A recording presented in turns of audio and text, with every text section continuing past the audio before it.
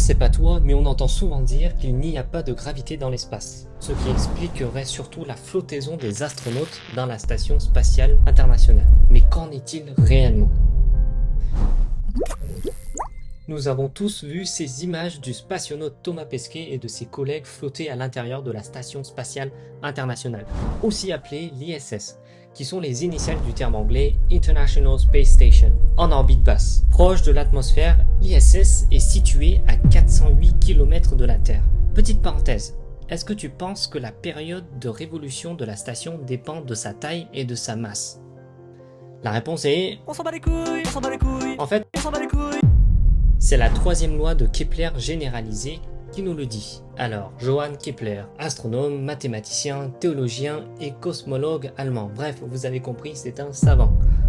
Avec sa troisième loi, il montre que pour tout satellite ayant une masse m, petit m, inférieure à grand M, gravitant autour d'un potentiel central de masse m, le carré de sa période de révolution autour du Soleil est proportionnel au cube de demi-grand axe de son orbite elliptique. Ça paraît long comme énoncé, je suis d'accord avec toi.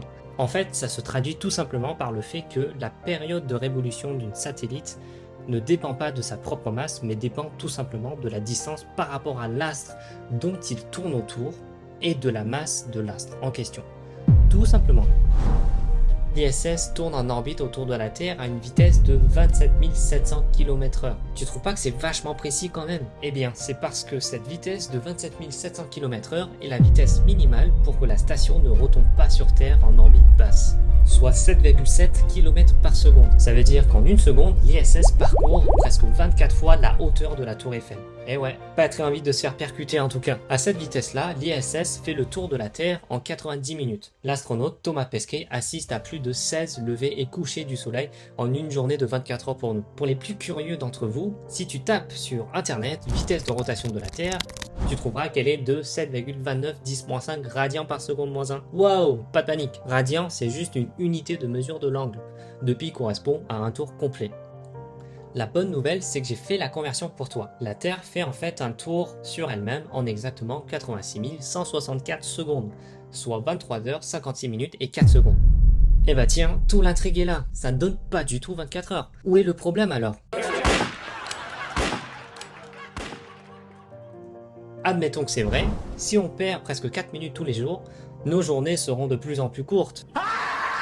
En fait, 23 h 56 minutes et 4 secondes est la durée d'un jour sidéral. Donc ça représente en fait la durée que la Terre a besoin pour faire un tour complet sur elle-même. Tandis que nos journées de 24 heures, c'est ce qu'on appelle en fait un jour solaire. C'est-à-dire la durée séparant deux minuits consécutifs. Ou alors de midi, de 14 h, de 16 h, c'est pareil. On dirait que c'est la même chose, mais en fait non. Allez, faisons un petit schéma. Tu as ici le Soleil et ici la Terre. Le zénith est le point blanc. Supposons qu'on est ici à Toulouse. Bon allez, on s'en fiche. Prenons une ville quelconque que tu veux. Et qu'on est à 14 h à cet instant-là du jour J, qu'on va l'appeler N. Tu es d'accord avec moi qu'on arrive à 14 h du jour N+1, soit le jour d'après, que si on se retrouve exactement à la même position que hier, et que si on est de nouveau aligné de la même manière avec le Soleil, décalé d'un angle alpha bien sûr. Oui, c'est bien ça, mais regardons bien en détail. Si au jour N, la Terre tourne sur elle-même d'un tour complet, de 360 degrés, on est bien aligné. Mais il ne faut pas oublier que la Terre avance de cette manière, comme elle tourne aussi autour du Soleil, d'un angle alpha.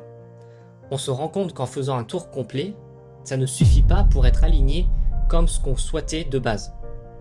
Et donc la Terre a besoin de tourner un petit peu plus, c'est-à-dire d'environ 1 degré en plus pour être alignée de la même manière, et être cette fois-ci à 14 h du jour d'après.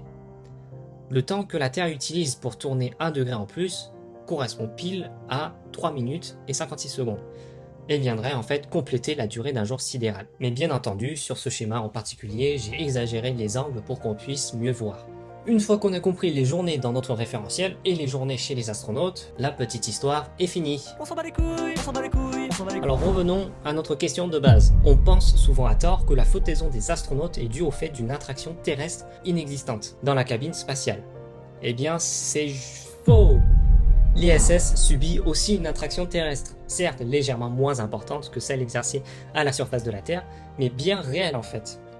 Elle équivaut à environ 88% de la gravité qui règne à la surface de notre planète Terre. Mais dans ce cas, pourquoi les voyageurs de l'espace flottent? de manière contre-intuitive, eh bien c'est parce qu'ils sont en chute libre perpétuelle. En réalité, cette attraction terrestre est compensée par la force centrifuge, et c'est cette même force qui nous éloigne du centre d'un manège, à grande vitesse, ou alors quand tu tournes très vite à droite en voiture et tu es éjecté vers ta gauche. La force centrifuge dépend de la masse de l'objet en question, de la vitesse angulaire, c'est-à-dire l'angle balayé par seconde, et le rayon de courbure. La force centrifuge et la force gravitationnelle s'annulent mutuellement, ce qui fait qu'aucune force s'applique sur nos voyageurs de l'espace, comme si que la gravité n'existait plus. C'est aussi la raison pour laquelle les satellites sont lancés souvent au niveau de l'équateur, ou alors en tout cas proche de l'équateur, puisque la force centrifuge est plus forte qu'au pôle par exemple, ce qui revient à avoir une intensité de pesanteur plus faible, et donc faire des économies lors du lancement. Cet état de l'astronaute tel que la somme des forces gravitationnelles, la somme des forces inertielles, vectorielles, et la somme des moments qui sont nuls, est ce qu'on appelle l'impesanteur. Un terme qui remplace l'apesanteur pour éviter les confusions à l'oral entre l'apesanteur et la pesanteur. Alors petit rappel quand même, Please, no! No! j'ai mentionné les moments tout à l'heure. Alors un moment en physique ce n'est pas... Let's party! Alors ça n'a rien à voir avec tout ça. Il s'agit en fait d'une grandeur physique vectorielle qui représente à tel point une force ou plusieurs forces peuvent faire pivoter le système. À titre d'exemple, pour les volants par exemple, quand vous conduisez, la somme vectorielle des forces sur le volant en question est nulle. Mais pourtant, le moment est non nul, et donc c'est la raison pour laquelle le volant pivote. Quant au flottement uniforme des objets et des personnes, il est dû au fait que dans l'espace, les corps, quelle que soit leur masse, ils tombent en fait à la même vitesse. C'est la raison pour laquelle ils sont soumis à la même état d'impesanteur sous l'effet cumulé de la force de gravitation et la force centrifuge. Voilà la flottaison faussement vraie des astronautes que nous avons tous cru comprendre dès notre plus jeune âge. Cet état d'impesanteur a permis à ces astronautes de faire des expériences uniques et de nous fournir des observations difficilement faisables sur Terre et qui cessent de nous surprendre tous les jours. On arrive maintenant à la fin de cette vidéo les amis, n'hésite pas à me dire en commentaire si toi aussi tu croyais que les astronautes flottaient littéralement pour de vrai. S'il y a d'autres sujets scientifiques qui t'intriguent, n'hésite pas à me le faire savoir, vous allez manquer. Allez, ciao!